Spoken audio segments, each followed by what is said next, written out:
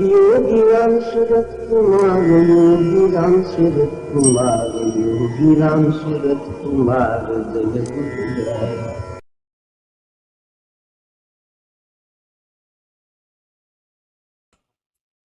பகவானுடைய பேரருளை கொண்டாடி வழக்கம் போல் மிக மிக நன்றியோடு அவருடைய நாமத்தாமரைகளை, அவருடைய திருவடி தாமரைகள் சமர்ப்பித்து விட்டோம். தொடர்ந்து அவருடைய சேவா தாமரைகளையும் சமர்ப்பித்துக் கொண்டே இருக்கும்.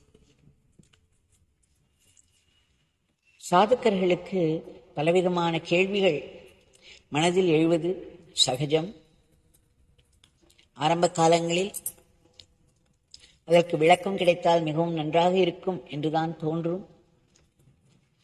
அதை தாண்டி செல்லும் நிலையம் சில சமயங்களில் நமக்கு நம்முடைய குருமார்கள் உணர்த்துவார்கள். என்னுடைய அனுபவத்தில் ஆரம்பத்தில் 94ஆம் வருடம் பகவான் வந்து சில மாதங்களே ஆகியிருந்தன. அந்த சமயத்தில் மனமானது பல விதங்களில் வெளி விஷயங்களுக்கு, வெளி சூழ்நிலைகளுக்கு ரியாக்ட் செய்து கொண்டே இருப்பதை காண முடிந்தது. ஒரு புறம் பகவானுடைய பெரிய நிலை, பெரும் சக்தி வாய்ந்த நிலை, அவரை சுற்றி ஒரு இன்டென்ஸ் ஃபோர்ஸ் ஃபீல்டு, அதாவது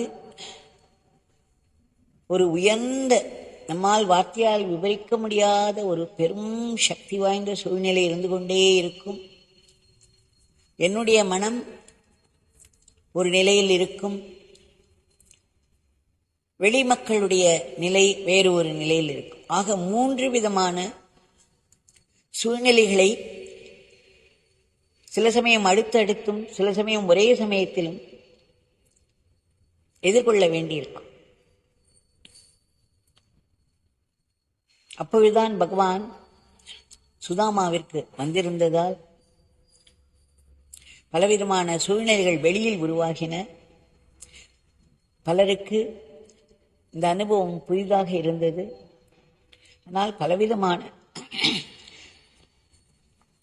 எதிர் உணர்வுகள், எதிர் சூழ்நிலைகள் உருவாகின.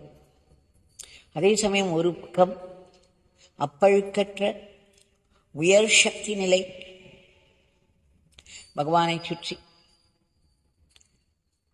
மனமானால் இந்த 3 நிலைகளிலும் உடனுக்குடன் தாவுவதற்கு கஷ்டப்படும். இந்த மனதை நாம் எடுத்துக்கொண்டோமானால் சாதனை காலத்தில் தீவிரமாக சாதனை செய்யும் பொழுது பலவிதமான கஷ்டங்களுக்கு ஆளாக நேரிடும். இது சாதகர்களுக்கு மட்டும் சொல்கிறேன், எல்லோரும் இதை ஏற்றுக்கொள்ள வேண்டும் என்பதில்லை. அப்பொழுது ஒரு நாள் பகவான் என்னுடைய ஸ்ட்ரகிள், போராட்டங்களை பார்த்து சொன்னார், இந்த பிச்சைக்காரன் இருக்கும் நேரமெல்லாம் நீ தியானத்தில் தான் இருக்கிறாய். நீ 24 மணி நேரமும் தியானத்தில் இருக்கிறாய் தேவகி. இதில் எப்பொழுதும் சந்தேகமே படாதே. என் தந்தை உன் மனதை எந்த நேரமும் தூய்மையாக செய்து கொண்டே இருக்கிறார். நீ தனியாக உட்கார்ந்து தியானம் என்று செய்ய தேவையே இல்லை. நீ இந்த பிச்சைக்காரனுக்கு சேவை செய்கிறாய், உதவி செய்கிறாய், அதனால் நீ எந்நேரமும் தியானத்தில் இருக்கிறாய் என்று சொல்லிக் கொண்டிருப்பார். பிறகு 2 நாட்கள் மனம் அடங்கி இருக்கும். திரும்பவும் வெளியில் பல சூழ்நிலைகள் உருவாகும் பொழுது அந்த நிலைக்கும் நம்முடைய பகவானுடைய நிலையிலிருந்து அமைதிப்பட்ட மனதிற்கும் பெரிய வித்தியாசம் இருக்கும். மறுபடியும் மனம் ஒரு போராட்டத்திற்கு வரும். அப்பொழுது பகவானிடம் இதை கேட்டேன், இந்த மனம் ஏன் இப்படி இருக்கிறது என்று. அப்பொழுது பகவான் சொன்னார், சில நேரங்களில் ஒரு அறையை சுத்தம் செய்யும் பொழுது தூசி எழும்புகிறது. அதனால் அந்த சமயங்களில் அந்த அறையை பார்க்கும் பொழுது நாம் இதை சுத்தம் செய்கிறோமா அல்லது மேலும் தூசியை கொண்டு நிரப்புகிறோமா என்று கூட தோன்றும். அப்படி ஒரு பிரமை ஏற்படும். ஏனால் ஏனென்றால் இந்த கீழே இருக்கும் தூசியெல்லாம் கிளம்பி மேலே சென்று இந்த அறை முழுவதுமே தூசியாக காணப்படும். ஆனால் சுத்தம் செய்யும் பொழுது ஏற்படும் ஒரு நிலை இது. அதனால்தான் உனக்கும் சில சமயங்களில் இந்த மாதிரியான தொந்தரவுகள் வரலாம். ஆனாலும் மனதில் ஸ்திரமாக கொள்வாய். உன்னுள்ளே மாற்றம் நடந்து கொண்டே இருக்கிறது, டிரான்ஸ்ஃபர்மேஷன் நடந்து கொண்டே இருக்கிறது. 3 மணி நேரம் தொடர்ந்து இந்த பிச்சைக்காரனுடன் உட்கார்ந்திருக்கும் பொழுது 3 மணி நேர தியானத்திற்கு அது சமான். என் தந்தை உனக்கு 100க்கு 100 மதிப்பெண்கள் அளிப்பார் என்று கூறி கலகலவென சிரித்தார். அந்த ஒரு சிரிப்பிலும் அந்த ஒரு அஷூரன்ஸிலும் என் மனம் எங்கோ மேலே சென்றுவிடும். மறுபடியும் மறுபடியும் பகவான் எனக்கு சொல்லிக்கொண்டே இருப்பார். இந்த 6 மாதங்கள் இந்த பிச்சைக்காரனுடன் அரை மணி நேரம் இருப்பதற்கூட சாத்தியமில்லை யாருக்கும். அந்த அரை மணி நேரத்திலேயே அவர்களுக்குள்ளே எத்தனையோ விஷயங்கள் மாறும். அவர்களால் சில சமயங்கள் சமாளிக்கக்கூட முடியாமல் போய்விடும். சிலர் எழுந்து போய்விடுவார்கள், சிலர் தூங்கி போய்விடுவார்கள். பலவிதமான ரியாக்ஷன்ஸ் இருக்கும். ஆனால் நீ 6 மாதங்களாக இந்த பிச்சைக்காரன் கூடவே இருந்து பல போராட்டங்களை சமாளித்து வருகிறாய். தெரிந்து கொள், இந்த 6 மாதங்களாக உன் மனம் தூய்மை அடைந்து கொண்டே இருக்கிறது. இதில் ஒரு சந்தேகமும் வேண்டாம்.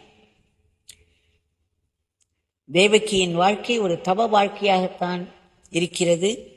இந்த பிச்சைக்காரனுடன் உள்ள ஒவ்வொரு நொடியும் நீ செய்யும் தவம் என்பதை புரிந்து கொள். இந்த 6 மாதங்களாக நீ எதையெல்லாம் செய்தாயோ அவையெல்லாம் சரியாகவே செய்திருக்கிறாய். இந்த பிச்சைக்காரனுடன் இருக்கும் பொழுது தவறு எதுவும் செய்யவே முடியாது. இதில் நீ உறுதியாக இரு. இந்த பிச்சைக்காரனுடைய முன்னிலையில் நீ என்ன செய்தாலும் அது சரியாகவே இருக்கும். உடனே எனக்கு ஒரு கேள்வி எழுந்தது. இது எல்லோருக்கும் பொருந்துமா என்று கேட்டேன். உடனே அவர் சொன்னார், இல்லை தேவகி, அவர்களுக்கு அது வேறு விதம், உனக்கு வேறு விதம். உடன் நான் கேட்டேன், அவர்களும் உங்களிடமிருந்து விலகி இருந்தாலும் உங்களுக்காகத்தானே அவர்கள் உழைக்கிறார்கள், உங்களுக்காகத்தானே அவர்கள் சேவை செய்து கொண்டிருக்கிறார்கள். உடன் பகவான் சொன்னார், ஆமாம், ஆயினும் அது வேறு மாதிரிதான். இந்த பிச்சைக்காரனோடு இருப்பது, கூடவே இருப்பது முற்றிலும் வேறுபட்டது. ஆக நீ தெரிந்து கொள், ஒரு தூய ஆன்மாவுடன், அதாவது ஒரு மகா ஆத்மாவுடன் ஸ்தூலமாக கூடவே இருப்பது ஒரு உயர்ந்த தவம். இதுவே உயர்ந்த பக்தி. இதற்கு ஈடு வேறு எதுவும் கிடையாது என்று சொன்னார். ஆகையினால் வாழ்க்கையில் நமக்கு மகாத்மாக்களை பார்க்க கிடைப்பதே அரிது.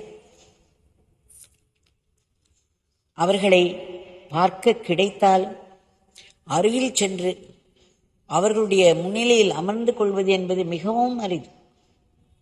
முதலில் ஒரு மகாத்மாவை மகாத்மா என்று புரிந்து கொள்வதே மிகவும் கஷ்டம். நமக்கு அது புரிந்து அவர் அருகே சென்று அமர்ந்து கொள்வது என்பது சாதாரண விஷயம் அல்ல. அதற்கே பல ஜென்மங்களில் நாம் புண்ணியம் செய்திருக்க வேண்டும் என்று சொல்வார்கள். ஆக அவர் முன்னிலையில் நாம் அமர்ந்திருக்கும் பொழுது நாம் பெரும் தவம் செய்கிறோம் என்ற நினைப்போடு இருக்க வேண்டும். அவரை பற்றி ஆராய்ச்சியில் ஈடுபட்டு நம்முடைய நேரத்தை நாம் கெடுத்துக் கொள்ளக்கூடாது. எனக்கு ஞாபகம் இருக்கிறது, பகவான் சொல்வார், இந்த சுவாமி நித்யானந்தர், கணேஷ்புரி சுவாமி நித்யானந்தர் அவர்களை பற்றிய புத்தகத்தை படிக்க சொல்வார். அதில் ஒரு விஷயம், நித்யானந்த சுவாமி அவர்கள் அவர் முன்னிலையில் உட்கார்ந்து கொண்டு யாரேனும் கண்ணை மூடிக்கொண்டிருந்தால், நீ ஏன் கண்ணை மூடி தியானம் செய்கிறாய்? நான் உட்கார்ந்து கொண்டிருக்கிறேன் உன் முன்னிலையில். நீ எந்த நிலைக்காக பாடுபட்டு கண்ணை மூடி தியானம் செய்கிறாயோ அந்த நிலை ஒரு மொத்த உருவம் கொண்டு உன் முன்னே அமர்ந்திருக்கிறது.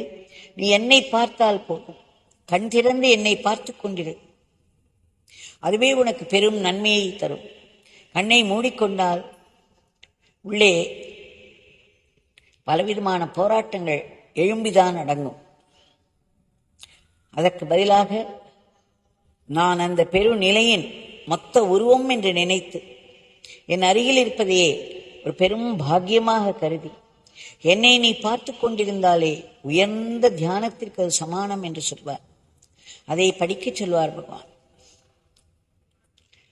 ஆகையால் நமக்கு கிடைத்திருக்கும் பாக்கியங்களை எல்லாம் நாம் முதலில் பாக்கியங்கள் என்று உணர்ந்து கொள்ள வேண்டும். அப்படி உணர்ந்து கொண்ட பிறகு மகாத்மாக்களை பற்றி ஆராய்ச்சியில் ஈடுபடுவதை விட்டு இந்த ஒரு பாக்கியத்தை நாம் முழுதுமாக பயன்படுத்திக் கொள்ள வேண்டும். இது மிக மிக முக்கியம்.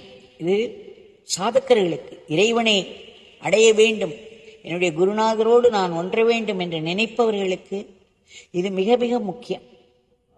அவரை ஆழ்ந்து தியானித்து அவருடைய நாமத்தை சதா சொல்லிக் கொண்டிருக்கும் பொழுதும் அவருடைய சத்சங்கத்தில் தான் நாம் இருக்கிறோம், அவர் முன்னிலையில் தான் நாம் இருக்கிறோம்.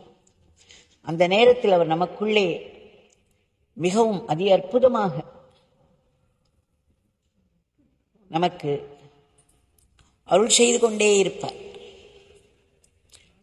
அந்த நிலையிலும் நாம் ஒரு பெரும் தவத்தில் ஈடுபடுகிறோம். ஸ்தூலமாக இப்பொழுது நம்முடைய பகவானை பார்ப்பது என்பது எல்லோராலும் முடியாது. ஆனால் அவரை ஆழ்ந்து நினைக்கும் பொழுதும் அவருடைய நாமத்தை நாம் இடைவிடாது உச்சரிக்கும் பொழுதும் அவர் நமக்குள்ளே இருந்து கொண்டிருக்கிறார், அவர் வாக்கு கொடுத்திருக்கிறார் என்ற நம்பிக்கை பூரணமாக இருக்குமே. ஆனால் அவர் முன்னிலையில் உட்கார்ந்து கொண்டிருப்பதற்கும் அது ஒரு பெரிய தவமாக நமக்கு ஆவதற்கும் அது சமானம் என்பதை நாம் உணர வேண்டும். இன்றைய பிரார்த்தனை, பகவான் தங்களிடம் மீண்டும் மீண்டும் வேண்டிக் கொள்கிறோம், தாங்கள் உடனடியாக குறுக்கிட்டு இந்த உலகத்தின் போக்கை முற்றிலும் மாற்ற வேண்டும். இன்றைக்கு நிலவி வரும் பகையுணர்ச்சியும் வன்முறை சம்பவங்களும் முற்றிலும் நிறுத்தப்பட வேண்டும். பிரபஞ்சத்தின் நாயகனாக தாங்கள் அமைதி, சமாதானம், ஒற்றுமை, ஒழுங்கு, கட்டுப்பாடு, நல்லிணக்கம் இவற்றையெல்லாம் மக்கள் வாழ்விலே கொண்டு வந்து மக்கள் ஒரு தார்மீக வாழ்க்கை இறைவனின் நினைப்போடு வாழ வேண்டும். இது நாங்கள் இறைஞ்சி கேட்டுக்கொள்கிறோம். தங்களுக்கு தெரியாதது எதுவும் கிடையாது, தங்களால் முடியாததும் எதுவும் கிடையாது. ஆயினும் இந்த பிரார்த்தனைகள் தங்களிடமிருந்தே வந்ததனால், இதற்கு ஒரு இடம் இருப்பதனால் இதை நாங்கள் தங்களிடம் பணிவோடு வேண்டிக் கொள்கிறோம். ஆக வன்முறை மிக்க போர்கள் நடந்து கொண்டிருப்பதெல்லாம் உடனடியாக தாங்கள் நிறுத்த வேண்டும். அதற்கு பதில் அமைதி, சமாதானம் இவற்றை தாங்கள் நிலைநிறுத்த வேண்டும் என்று வேண்டிக் கொள்கிறோம். இந்த உலகத்தையே தாங்கள் ஆசீர்வதித்து யாருடைய மனதிலும் பகையுணர்ச்சி எழாமல், போர் என்ற உணர்வு எழாம் பார்த்து கொள்ள வேண்டும். அடிக்கடி மக்களை வந்து தாக்கும் கொடிய நோய்கள், வன்முறை மிக்க இயற்கையின் சீற்றங்கள், கோர விபத்துக்கள் இவற்றை கட்டுக்குள் வைக்க வேண்டும். எல்லாவற்றிற்கும் மேலாக மக்கள் மனதில் உள்ள எதிர்மறை எண்ணங்களை எல்லாம் தாங்கள் அழித்து அங்கு உயர்ந்த சிந்தனைகளை உருவாக்க வேண்டும். எந்த நாட்டைச் சேர்ந்தவர்களானாலும், எந்த மதத்தை தழுவினவர்களானாலும் எல்லோரும் கர்ம விதிக்கு உட்பட்டவர்கள். அதனால் தான் ஏதேதோ துன்பங்களில் விழுந்து உதவியின்றி, பாதுகாப்பின்றி தவித்து வருகிறார்கள். சாதகர்களுக்கும் கூட அவரவர்களுடைய கர்மங்கள் இடையிடையே ஒரு பெரும் தொந்தரவாக ஏற்பட்டு அவர்களை அந்த தவ வாழ்க்கையில் இருந்து விலகிப் போகச் செய்யும். ஆயினும் இவை எல்லாவற்றிற்கும் மேலே காரணமற்ற கருணை என்ற ஒன்று இறைவனிடம் இருக்கிறது. அவருடைய பேர் அன்பை நினைத்துக் கொள்வோம், அவருடைய தயாள குணத்தை நினைத்துக் கொள்வோம். அவரிடம் பணிவோடு வேண்டிக் கொள்வோம். தங்களுடைய கருணையானது இந்த உலகத்திலே துன்பங்களில் வீழ்ந்து மீண்டு வர முடியாமல் தத்தளித்துக் கொண்டிருக்கும் அத்தனை ஆத்மாக்களுக்கும் சென்று அவர்களுக்கு அதிலிருந்து மீண்டு வந்து ஒரு உயர் நிலையை அடைவதற்கு அருள் செய்ய வேண்டும். சுயநலமின்றி மற்றவர்களுக்காக உழைத்துக் கொண்டிருக்கும் நல்ல தொண்டர்களை எல்லாம் பழி பாவங்களில் வந்து காப்பாற்ற வேண்டும். நாட்டின் பொருளாதாரத்துக்கு ஒரு பெரிய ஏற்றத்தை தந்த நாடு பல துறைகளில் மிகச் சிறப்பாக முன்னேறி உன்னத நிலையில் விஸ்வகுருவாக இருந்த இந்த உலகத்தையே தர்மத்தின் வழியில் நடத்தி செல்ல வேண்டும். தங்களுடைய திவ்யமங்கள நாமத்தை நாங்கள் இடைவிடாது சொல்ல வேண்டும், ஆனந்தமாக சொல்ல வேண்டும். இந்த ஆனந்தம், நாம் நாமம் சொல்வதில் வரும் ஆனந்தம் இருக்கிறதே, அது ஒரு பெரிய அடையாள சின்னம். நாம் முன்னேறி கொண்டிருக்கிறோம் என்பதற்கு அடையாளம்தான் நம் மனதிலே எழும் அமைதியும் ஆனந்தமும். அதற்கும் நாம் வேண்டிக் கொள்ள வேண்டும். அதே போல் தங்களுடைய லீலைகளையும் உபதேசங்களையும் திரும்ப திரும்ப மனதிற்கு கொண்டு வந்து அசை போட்டு அதையும் ஆத்மசக்தியாக மாற்றிக்கொள்ள வேண்டும். தங்கள் கைகளிலே நாங்கள் சாத்வீக கருவிகளாக மட்டுமே இயங்க வேண்டும். தப்பித்தவரை கூட ராட்சச கருவிகளாக ஆகிவிடக்கூடாது. எங்களுடைய அன்றாட வாழ்க்கையை தங்களுக்கு அர்ப்பணமாக நாங்கள் செய்து வர வேண்டும். மாயையின் பிடிக்குள் தப்பித்தவரை கூட சிக்கிவிடக்கூடாது. தங்களுடைய பேரானந்த பிரம்மானந்த நிலை எங்களுக்கும் கிட்ட வேண்டும். அதற்கு எங்கள் மனம் முற்றிலும் தூய்மையாக வேண்டும். மனதிலே நிரம்பி கிடக்கும் வாசனைகளும் உலக ஆசைகளும் அந்த மனதை தூய்மையாக விடாமல் எதையோ கிளப்பி விட்டு கொண்டே இருக்கும். அதில் ஒன்றுதான் திடும் என்று நமக்கு எழும் பயம். எதற்காக பயப்படுகிறோம், ஏன் பயப்படுகிறோம், யாரை கண்டு பயப்படுகிறோம் என்று கூட தெரியாது. ஆனால் அந்த பயம் எழும்பி முழுதுமாக நம்மை ஆட்கொண்டு விடும். அதே போல் விஷம் போன்ற கோபம் பொங்கி எழும். எப்படி ஒரு நாகமானது படம் எடுக்கிறதோ அதுபோல் நம்முடைய ஆணவம், நம்முடைய அகங்காரமானது கோபமாக வெளிப்படும். எப்படி ஒரு நாகம்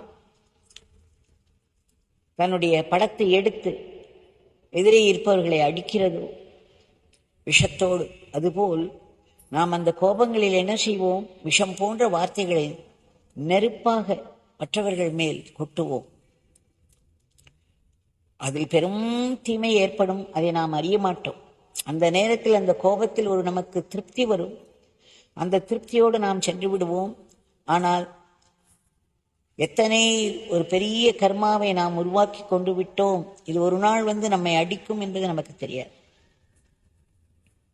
அதே போல் பொறாமை, சதா தன்னை மற்றவர்களோடு ஒப்பிட்டு கொண்டு தன்னுடைய நிலை போய்விடுமோ, மற்றவர்கள் தன்னை மீறி மேலே வந்து விடுவார்களோ என்று ஒரு இன்செக்யூரிட்டி. இதுதான் உலகத்தில் பெரும் தீங்கை செய்து கொண்டிருக்கிறது. பழிவாங்குதல், காமம், துக்கம், எதற்கெடுத்தாலும் கவலைப்படுதலும் துக்கம் கொண்டாடுதல். அதனால் என்ன ஆகிறது, மன உளைச்சல், பிறகு மருந்து. பகவான் சொல்லியிருக்கிறார், இறை நாமம் எல்லாவற்றிற்கும் மருந்து. உடம்பின் வியாதிகளுக்கும் அது மருந்து, மனதின் வியாதிகளுக்கும் அது மருந்து என்று. அது ஒரு வல்லமை மிக்க ஆயுதம். அது நம்முடைய பூர்வ ஜென்ம பாபங்களை எல்லாம் அழிக்க வல்லது. புதிதாக பாபங்கள் செய்ய விடாமல் தடுக்க வல்லது. மனதில் உள்ள வாசனைகளை கூட அழிக்க வல்லது. ஆக இந்த நாமமானது நம்மை தூய்மைப்படுத்திக் கொண்டே இருக்கிறது. ஒரு நாமம் கூட வீணாவதில்லை என்று சொல்வார் பகவான். தங்களுடைய திவ்யமங்கள நாமத்தில் நாங்கள் அடைக்கலம் கொண்டு விரைவிலேயே எங்கள் மனம் தூய்மையாக வேண்டும் என்று தங்களிடம் கேட்டுக்கொள்கிறோம். உலகத்தில் எங்கு இருந்தாலும், எந்த வேலை கையில் வந்து விழுந்தாலும், உலகம் முழுவதுமே தங்களுடையது, தாங்கள் உருவாக்கியது. உலகத்தில் உள்ள அத்தனை வேலைகளும் தங்களுடைய வேலைகள் தான். அதை நாங்கள் தங்களுடைய சேவையாக செய்ய வேண்டும். ஆனந்தமாக, போட்டி பொறாமை பொச்சரிப்பின்றி செய்ய வேண்டும். அப்பொழுதுதான் நாம் செய்யும் ஒவ்வொரு சேவையும் ஆத்ம சக்தியாக மாறும். இல்லையென்றால் அதில் வரும் கலகங்கள், போட்டி பொறாமை இவையெல்லாம் மறுபடியும் நம்மை வீழ்த்திவிடும். அதே போல் வாழ்க்கை என்ன கொண்டு வந்து கொடுக்கிறதோ, சுக்கமோ துக்கமோ, தங்களுடைய சங்கல்பத்தினால் மட்டுமே அவை நேருகிறது. அது எங்களுடைய கர்மவினை பயனாகவும் ஆகிறது. ஆயினும் அது தங்களிடமிருந்து வருகிறது அல்லவா. தாங்கள் எங்களுக்கு எது செய்தாலும் அது கண்டிப்பாக எங்களுடைய நன்மைக்காக மட்டும்தான் இருக்க முடியும். இதுவே சத்தியம். ஆக வாழ்க்கையில் தண்டனையாக வரக்கூடிய துக்கமெல்லாம் கூட நம்மை மேன்மைப்படுத்துவதற்காகவே, நம்மை பண்படுத்துவதற்காகத்தான். நாம் புண்பட்டு போய் நம்மை இன்னும் கீழ்நிலைக்கு எடுத்து சென்று விடக்கூடாது. ஆக தீர்மானமாக வாழ்க்கையில் நடக்கும் ஒவ்வொன்றையும் நாம் ஆசீர்வாதமாக மட்டுமே பார்க்க வேண்டும். அப்பொழுது அது சில காலங்களிலே எப்பேற்பட்ட ஆசீர்வாதம் என்று காட்டிக் கொடுத்து விடும். அதோடு ஒவ்வொன்றும் ஒரு உயர் ஞானத்தில் முடிந்து மனதை மேலும் தூய்மைப்படுத்தும். பகவான் தங்களிடம் வேண்டிக் கொள்கிறோம், எப்பொழுதும் தங்களிடம் நாங்கள் நன்றியோடு இருக்க வேண்டும். உலகத்தில் உள்ள ஜீவராசிகள் அனைத்திற்கும் தங்களுடைய கருணை கிட்டி அவைகளுக்கெல்லாம் ஒரு மேன்மை வர வேண்டும். இறுதியாக இந்த கொடிய பிறப்பு இறப்பு சுழலிருந்து நாங்கள் முற்றிலும் விடுபட வேண்டும்.